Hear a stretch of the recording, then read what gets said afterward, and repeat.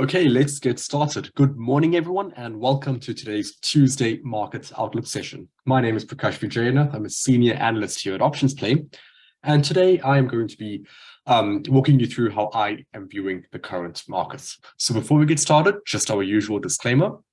The types of securities, forms, and research tools used in this video are for demonstration purposes only and should not be considered a recommendation by Options Play or a solicitation or an offer to buy or sell any securities. This video is not intended to be used for individual tax, legal, or investment planning advice.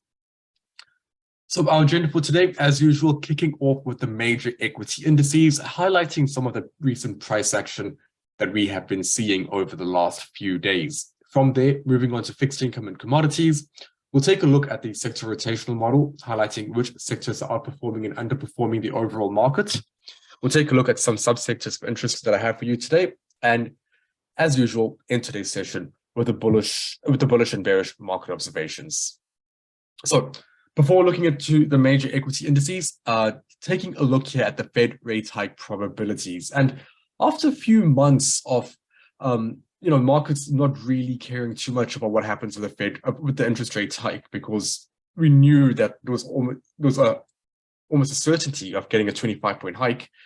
That question has now been thrown into the mix again, as in how high are rates going to go and how high will the next interest rate hike be. Currently, Fed futures are pricing in that by the 22nd of March, the next Fed meeting, there's a 79% probability of a 25-point hike and that 21% probability of 50-point hike. Now, naturally, you might be thinking, you know what, obviously the majority here is for a 25-point hike, and it's almost certainty. That being said, if you look at where it was, where this probability was a week ago, it was at 90% and now it's at 80%. So around 11% lost in terms of the probability. So Fed futures are now running into some, I want to say, ambiguity as to what is going to happen with the interest rate. We know that the data coming in with regards to inflation, with regards to jobs, it's just not coming in line of expectations, coming in a little bit hotter than expected. And this essentially gives a green light for the Fed to either do one of two things. One, increase the interest rate hike, or increase the amount of the interest rate hike by more than expected. So right now we're expecting a 25-point hike. They could increase it to 50-point by a 50-point hike. The second one, or second outcome, could potentially be keeping elevated interest rates higher for longer. We know the Fed is targeting just over 5% or so for interest rates before they stop raising interest rates.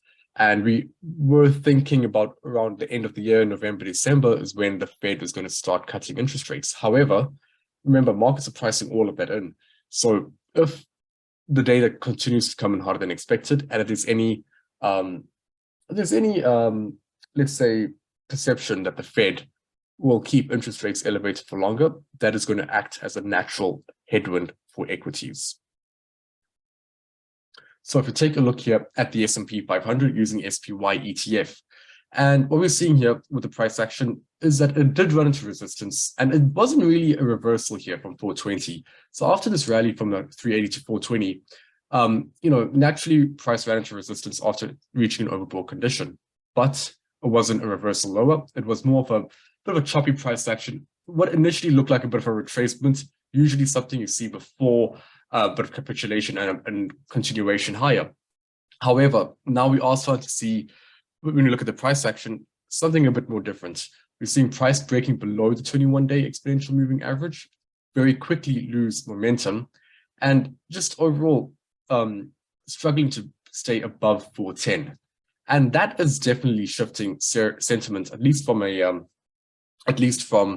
a technical perspective. Because when I look at price here, a few days ago, it did look like it was primed for pullback before continuation higher. And my sentiment overall, though, was still quite neutral. I know that 420 is a major area of resistance, which is a 23.6 fib level on the weekly time frame. So it was either going to be neutral or bullish. Whereas now it's starting to be either neutral or bearish. And what we could be actually in store for over the next few weeks is, if the sentiment continues, especially with fears over a recession, fears over higher interest rates or more hawkish Fed, we could see price easily stay in this range over the next few months, even between 380 and 420. So that would be my more medium to longer term view. I think there's a lot of economic data that needs to come out until then. There's a lot of, a couple more Fed meetings at least until we get a more clearer picture on what's going to happen for the rest of the year. But we are seeing that the price action is telling us that investors are a little bit more spooked about the Fed and about the overall economy despite a very strong start to 2023. Right, taking a look here at the NASDAQ 100, and what we can see here on the weekly time frame is essentially 3 rejections over the last 3 weeks, 3 rejections of the 310 area, and that usually does lead to a higher probability of a reversal lower. And we are starting to see that, at least so far at the start of this week, with price now opening below its 21-day exponential moving average. If you look at these 2 candles, it found support at the 21-day exponential moving average. So, after this very bullish run, we had a natural pullback after an overbought condition, and it was setting up nicely for continuation higher. That, in my opinion, has been invalidated. The fact that price is opening below its 21-day EMA, and overall just a severe loss of momentum, does, like the S&P, it does indicate maybe a bit more of a range bound to slightly short-term bearish market. Next area of support would be at 280. I would view that as minor support, but we also have 270 major support. I don't believe price will get there just yet. I mean, that was a bear market bottom. So for now, not really too concerned about the 270 level. But, if the sentiment continues, we could see price even dip down to that 280 area.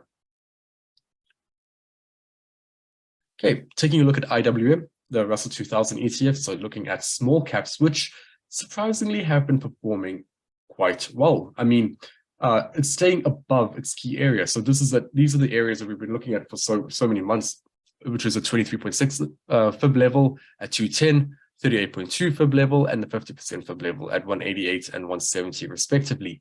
So these levels are the levels that price is pretty much respected as areas of support and resistance over the last couple of years, really. And now what we saw quite recently was a break above the 188 level, which was the 38.2 fib area, provided a significant amount of resistance, eventually saw a breakout, nice retest, and looked like a bounce higher and continuation higher. But again, with market sentiment turning a little bit more sour, we are seeing price struggle to continue higher. The one thing that can be said, though, is the fact that price is staying above 188. When you look at the other, the large caps, the S&P and the NASDAQ, they're breaking below a couple of key levels, or at least minor levels. IWM, Russell 2000 and small caps, they are doing quite well. Their relative performance is quite well against the large cap names. So it is quite interesting to note that.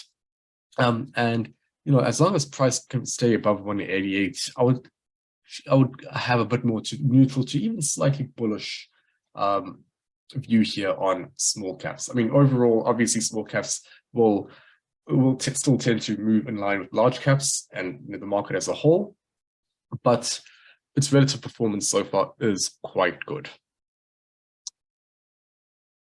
Okay, moving on to TLT, which is the bond ETF.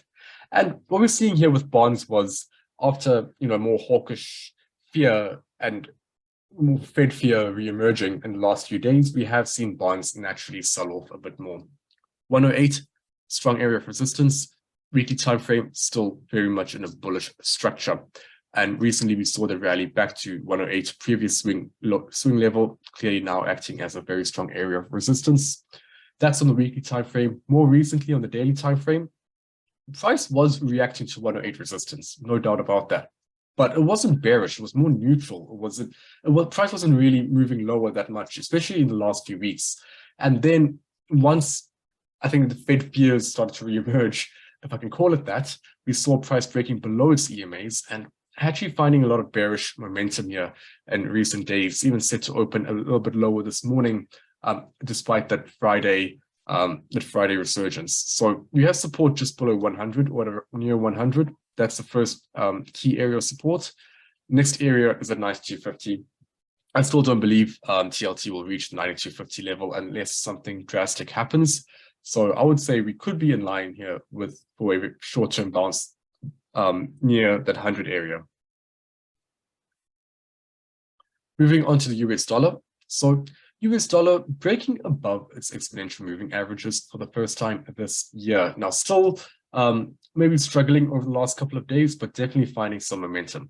So overall, looking at the price action, we had a very strong rally, 21 and 55-day EMAs providing an area of dynamic support throughout this rally up until around, let's say, October, November. We started to see some consolidation, maybe a lack of momentum, and eventually break below a few key areas at 110, 107.50 and 105.50, which was a major area.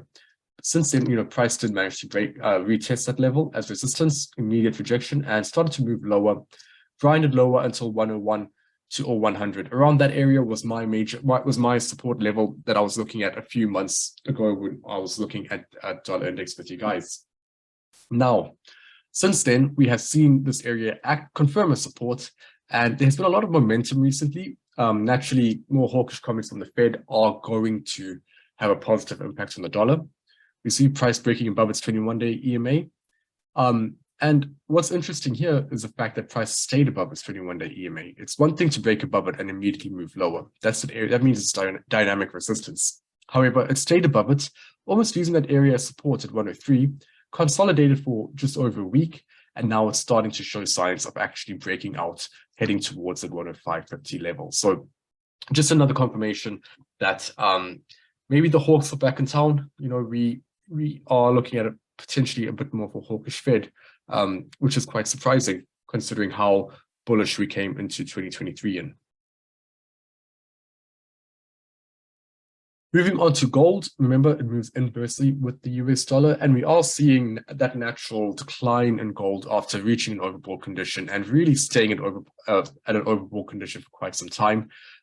Price eventually rallied to the 180 area, ran into resistance, and for the first time again in a very long time, it broke below its 21-day exponential moving average.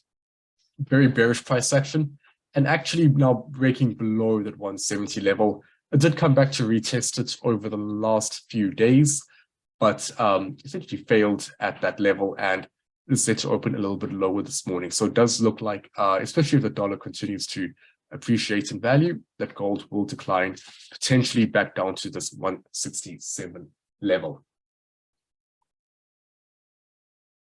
Okay, moving on to oil. So looking at light crude oil futures. So if we take a look here at the weekly time frame, still strong bearish trend, but the last couple of months have been quite choppy in nature. It's actually better shown on the daily time frame here, where price has been stuck between this 81 area and 70. 81 acting as a very strong area of resistance, while 70, let's say 70, 72 acting as support. Price did manage to rally just to about 80 a few days ago, and once again ran into resistance, showing bearish price action. Looks like it's going to continue lower.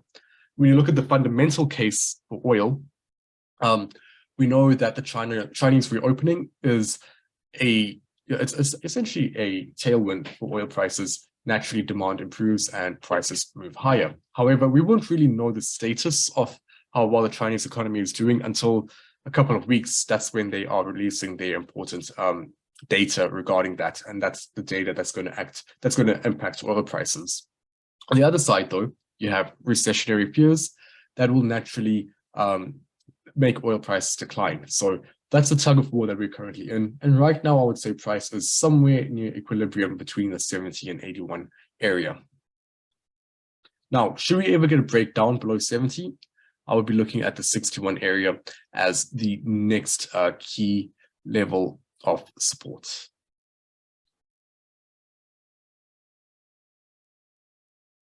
All right, moving on to sector rotation, we have 4 sectors in the improving and leading and 7 sectors in the lagging and weakening category. So not too much rotation since we last spoke last week.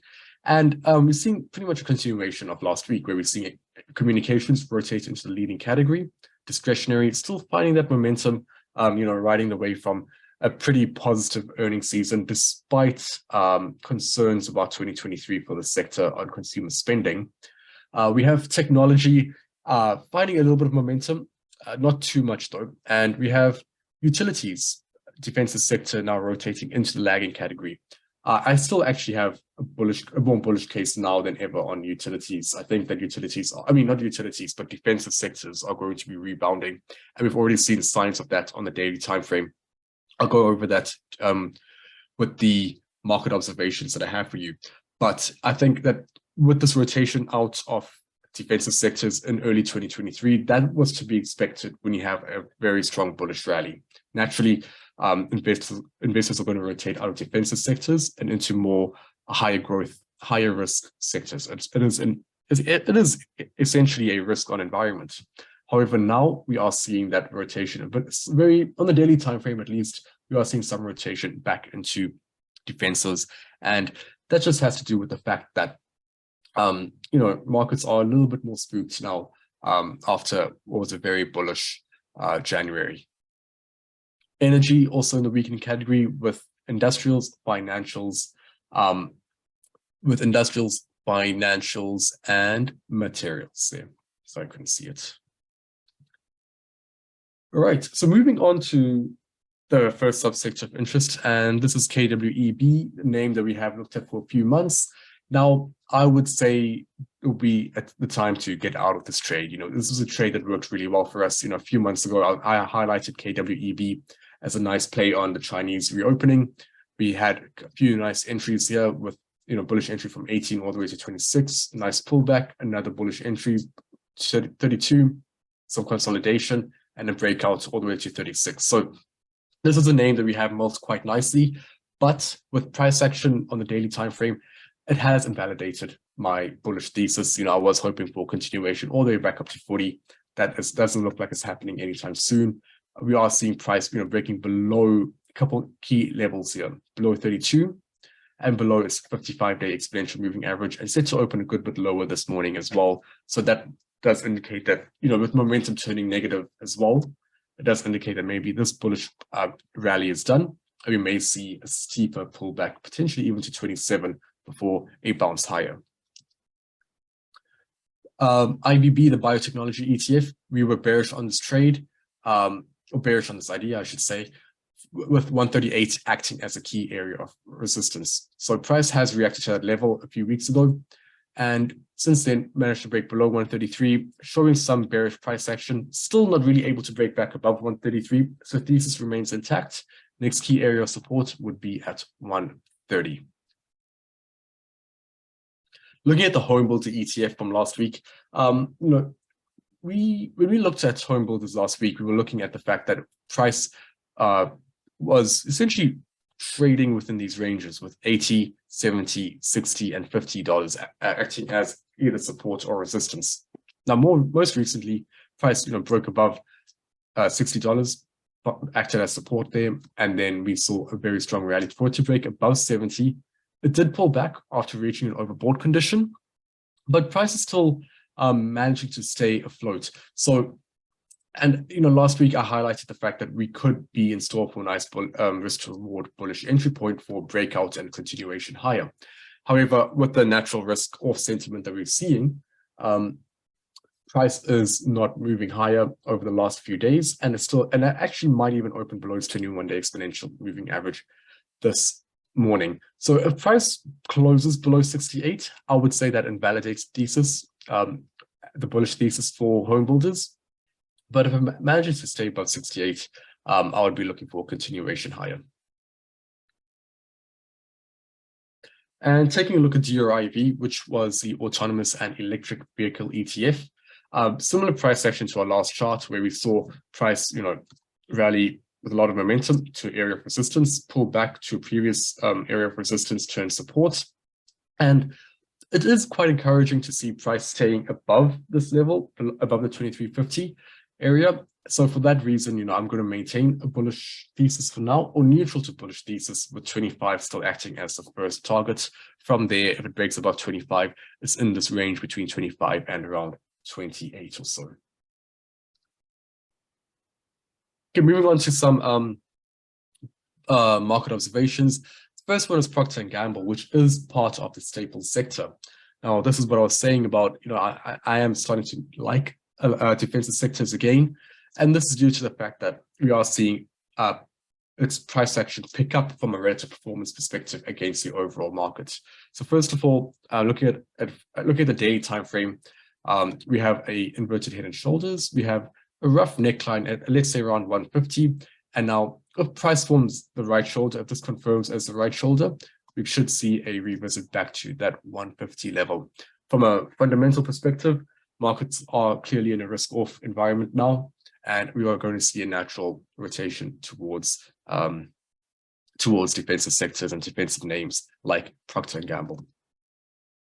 Okay, Coca-Cola, same thesis, right? Part of the staples sector, and we saw quite a few weeks ago a very strong rally. Price then capitulated at around 64 before turning lower, and we saw, still some bearish price action, but eventually finding some support at 59. Set to open a little bit lower this morning, but as long as price stays above 59, I would have a neutral to bullish thesis on this trade. Probably more ideal for a credit spread opportunity instead of something like a debit spread. I wouldn't say I'm outright bearish, but if it stays above 59, it provides a nice risk to reward if we do get an upward move. So Roku is a bearish idea. It had an earnings announcement where it did perform quite well, but big gap fill opportunity here. So overall, look at the weekly time frame. From 480, prices declined all the way down to 40. Since then, there has been a bit of a resurgence during January, price breaking above 60. Earnings again allowed it to break above 60 once again, and kind of ran into a bit of resistance near that 78, 77 level, set to open a little bit lower this morning. What I would be looking for is a very short-term move back down towards the 60 area. So it is a very short-term bearish play. Or what I'd be looking at is if we do get a retracement lower, bullish price action for a nice risk to reward entry point for a move higher here for Roku. But this is the range that I am looking to play here for Roku. But both setups very short-term. Okay, IBM. IBM was an idea that we had last week, and that thesis still remains very much intact, working quite well so far. So after this very strong move higher, we can see on the weekly time frame that the price ran into major resistance. This is a multi-year resistance level near 150, and eventually started to reverse lower, followed by retracement, and then another leg lower, followed by somewhat of a retracement higher, more like consolidation. But 137 was our thesis of resistance, and it has so far held up quite nicely. Let's see if price breaks below this, but this was more of a credit spread idea, so this neutral price action is still quite beneficial. Okay, next we have Lennar, which is part of the home builder ETF, or home builder subsector, I should say. And we saw a very strong rally followed by a nice pullback last week, which is when I identified a potential bullish opportunity. That being said, that hasn't worked out. Price did initially move higher, ran into resistance at 104, and now it's back below its 21-day exponential moving average. Next key area of support, I would say, if you're looking at 95 or so, probably best to get out of this trade. But this was just something that became invalidated right away. And look, we got into it in a good risk to reward. So I think it's probably best to get out of it now and move on to the next one. And with that, that is all I have for you today. Thank you so much for joining me. I hope you all have a great trading week ahead, and I will see you next week. Bye.